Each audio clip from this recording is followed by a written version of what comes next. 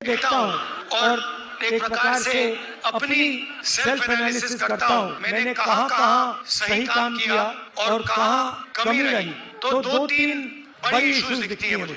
जमीन अधिग्रहण बिल किया, मनरेगा किया, भोजन का अधिकार किया, ट्राइबल बिल, नियमगिरी की लड़ाई लड़ी, ये काम मैंने सही किया। अगर मैं थोड़ा पीछे को देखता हूँ तो मुझे एक बात बिल्कुल क्लियर दिखती है कि एक चीज में मेरी कमी रही थी। क्या थी? जो ओबीसी वर्ग है उसका जिस प्रकार से मुझे प्रोटेक्शन करना था मैंने नहीं किया। मेरी रिग्रेट क्या है कि अगर मुझे आपकी हिस्ट्री के बारे में, आपकी इश्यूज के बारे में थोड़ा सा भी ज्यादा मालूम होता, मैं तभी जाति जनगणना करा देता। वो निकल गया और मैं स्टेज से कह रहा हूँ वो गलती है मेरी और इस गलती को मैं ठीक करने जा रहा हूँ। देश को चलाता कौन है?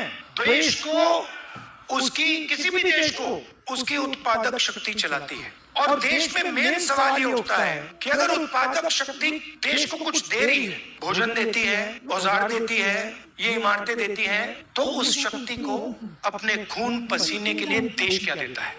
आप मेरी बहन से पूछो, कभी मिलोगे तो पूछना, अगर कभी राहुल ने किसी चीज के बारे में मन बना लिया तो उस बात को वो छोड़ेगा या नहीं छोड़ेगा, वो पूछ लो। मैं नहीं छोड़ने वाला। आप ये मत सोचो कि मैं जाति जनगणना की बात कर रहा हूं।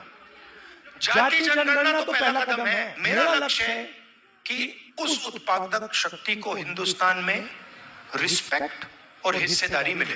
आप राहुल गांधी बोलते रहते हो, मगर राहुल गांधी, आपकी शक्ति के बिना राहुल गांधी कुछ नहीं है।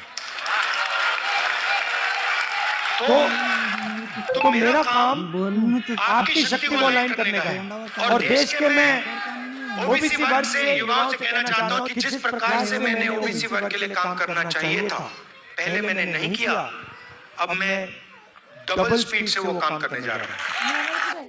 अब मैं 2004 से राजनीति कर रहा हूं और 21 साल हो गए। और जब मैं पीछे देखता हूं और